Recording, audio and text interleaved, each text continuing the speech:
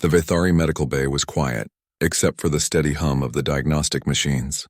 Lights glimmered over the polished floor, reflecting off the smooth metal walls. A group of alien doctors gathered around a medical table, their translucent skin shimmering faintly under the bright lights. They had been called to examine a human patient who had been found under the ruins of a collapsed orbital tower. As the scanning devices began their work, a holographic display illuminated the room, revealing a shocking sight. 17 broken bones spread across the human's body, some fresh, some partially healed. The aliens were speechless. The human, a man named Eli Grant, sat calmly on the edge of the examination table. His uniform was ripped and scorched, stained with blood and dirt from the battle he had just survived. Despite his body being battered and fractured in more places than any of the Vithari had seen before, Eli seemed completely unbothered. He sat up straight, his long fingers brushing a lock of hair from his forehead as he watched the doctors with a quiet curiosity. Dr. Kiravan, the lead surgeon, studied him carefully. She had spent decades treating the most difficult injuries known to her species, but this was unlike anything she had ever seen. She tilted her head, her multifaceted eyes reflecting the holographic images. "You should be unconscious," she said carefully, her voice trembling slightly. "How are you even conscious with 17 broken bones?" Eli shrugged casually, a small smile forming on his lips. "I've had worse," he said softly. He did not moan or wince. He did not even look uncomfortable. To the Vithari, it was impossible to understand. Their species considered the human threshold for pain a minor miracle, if such a thing existed. The aliens exchanged uncertain glances. Kiravan gestured at the holographic display. "We have fractures in both arms, dislocations in the shoulders, multiple ribs broken, and your legs are severely compromised. Your internal organs show signs of severe trauma. How can you remain upright?" Eli tilted his head, looking at the images as though they were unremarkable. "I guess I just don't let it stop me," he said. The kids needed help. That's all that mattered. The reference to kids made the alien doctors glance at each other again. No one had mentioned children before, yet suddenly the human's calm demeanor made sense. He had not been concerned for himself. His focus had been on others. Several hours earlier, a Vithari patrol had discovered him buried beneath the rubble of the collapsed tower. The structure had fallen during an earthquake-like tremor, crushing everything beneath it. Eli had been trapped, but had managed to hold up a massive piece of metal just long enough for 2 Vithari children to crawl to safety. His arms trembled and his legs were pinned under the debris, yet he refused to let go. The patrol had arrived moments too late to save him from further harm, but not too late to witness the extraordinary endurance of the human. As Kiravan and her team continued the examination, Eli watched them calmly. "So, how's the tower?" he asked quietly, trying to make a little joke, though the pain radiating from his body would have made anyone else collapse into despair. The doctors looked at each other, baffled. One of the younger medics whispered, "He shouldn't even be able to talk." But Eli was talking, sitting upright, and even making small jokes. His mind was clear, his focus sharp, despite the fractures that would have paralyzed most other beings. Kiravan frowned, scanning his vitals. "You are defying every known limit of your physiology," she said. "Are humans always like this?" Eli laughed softly, a sound that carried warmth even in the cold, metallic medical bay. "Not always," he said, "but when it matters, we do what we have to do."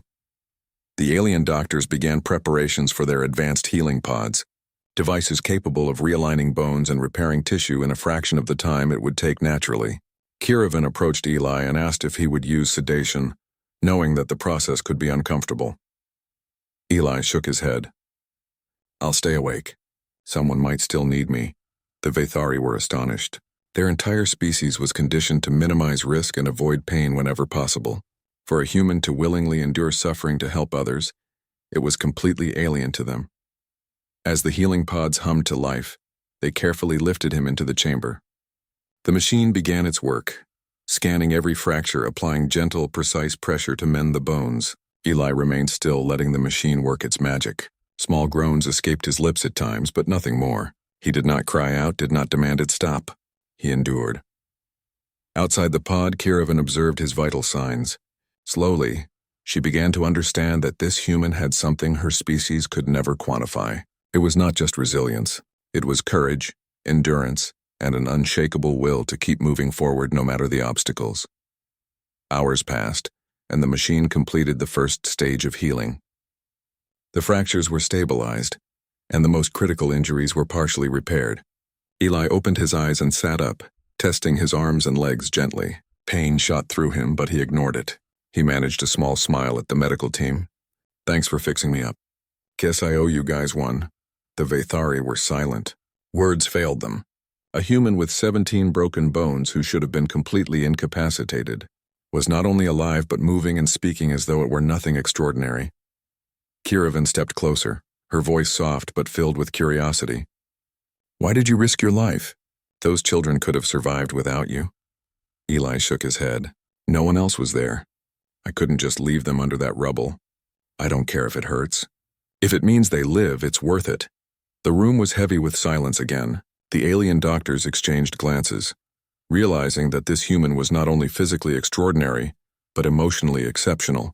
The concept of self-sacrifice, of prioritizing others over oneself despite immense suffering, was foreign to the Vathari.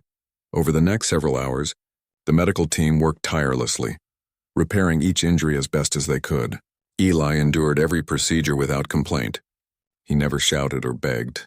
The closest he came to protest was a small grunt or a slight wince, quickly followed by a nod to indicate he was fine. By the end of the day, Eli's body was far from perfect. Some fractures remained, some injuries would take weeks to fully heal, and he was bruised and sore from every procedure. Yet he stood, stretching slightly and testing his legs. He looked around at the alien doctors who had never seen anything like it. "All right," he said softly. "I think I can move on now." Kiravan stepped closer, still in disbelief. "You should rest. You are fragile. Your body cannot take more strain."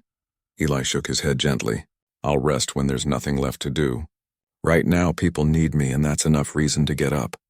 The aliens took a step back, realizing that this human had not only survived against impossible odds, but also carried on with a focus and determination that they could barely comprehend.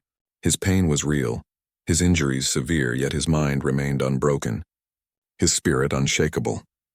As the day turned into night, Eli sat quietly near the edge of the medbay, watching as the young Vathari children played under the supervision of nurses. He smiled faintly, remembering the tower and the moment he had held it up for them. The memory was vivid, and the pain from the exertion was still present, but he bore it with ease. Kiravan approached him one last time before leaving the medbay. "Humans are remarkable," she whispered. "I've seen many species, but none like this." Eli looked at her and gave a small shrug, almost embarrassed by the praise. "I'm just a guy trying to do what's right," yet the Vathari knew better. This human had faced death, endured unimaginable pain, and still acted with courage and compassion. He was more than just a survivor. He was a lesson. As Eli closed his eyes for a short rest, Kiravan and her team began to record their observations. The human condition, they realized, could not be measured by bones alone. It was defined by resilience, by courage, and by the quiet strength to endure what no one else could. Somewhere deep inside, Eli dreamed not of his injuries or the rubble, but of the children, safe and laughing. For him, the fractures were just marks of a day where he had chosen to protect others. He had not survived for himself. He had survived for them. And as the Vathari watched him sleep, they knew that one day this human would teach them more about courage than any history book or war story ever could. 17 broken bones, countless injuries, and a spirit that refused to bend. This was humanity in its rawest, most extraordinary form. The next morning, the Vathari medbay was buzzing with activity. Repairs were being made to the orbital outpost, and teams of medics and engineers moved quickly to stabilize the damaged sections. Eli Grant, though still weak from his 17 broken bones, insisted on standing. Every movement caused a sharp sting of pain, but he ignored it, focusing instead on the sounds of activity around him. A sudden alarm cut through the chatter, piercing the air with its urgent tone. Red lights flashed, illuminating the hallways in warning. The tremor that had collapsed the tower earlier had destabilized other sections of the station. Energy conduits sparked, structural beams groaned, and dust filled the air as the station trembled violently. Eli's eyes sharpened. He recognized the danger immediately. "People are in those halls," he said softly to Dr. Kiravan, who was already checking the status displays. Kiravan glanced at him, her face a mixture of worry and disbelief. Eli, you can't move. Your bones are still healing. You'll break again. He shook his head with determination. I have to. Someone needs to help. Before she could protest further, Eli limped toward the exit. Each step sent jolts of pain through his body, but he forced himself forward. His arms still bore fractures that had only partially healed, but he held himself upright with the help of a support rod he found nearby. Every movement was calculated, careful yet purposeful. As he reached the first corridor, a portion of the ceiling began to collapse. Dust and debris rained down. Eli acted without hesitation. Using his injured arms, he lifted a fallen beam just long enough for two small Vithari children to crawl out of the danger zone. His muscles screamed in protest, but he ignored the pain.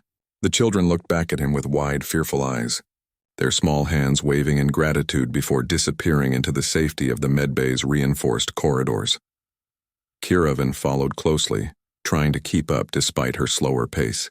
She was stunned into silence. The human in front of her, already battered and weak, was acting with bravery beyond comprehension. Every step he took, every motion he made, defied logic, yet he did not falter. The alarm grew louder and the tremors intensified. A wall panel sparked and exploded, sending a shower of molten metal across the corridor. Eli ducked instinctively, protecting the children behind him, and shifted the falling debris with his remaining strength. The pain in his body was intense, each movement threatening to open a fresh wound. But he refused to give up. The lives of others mattered more than his own suffering. As they moved forward, Kiravan watched Eli carefully. His endurance was astonishing, but it was not just physical resilience that amazed her.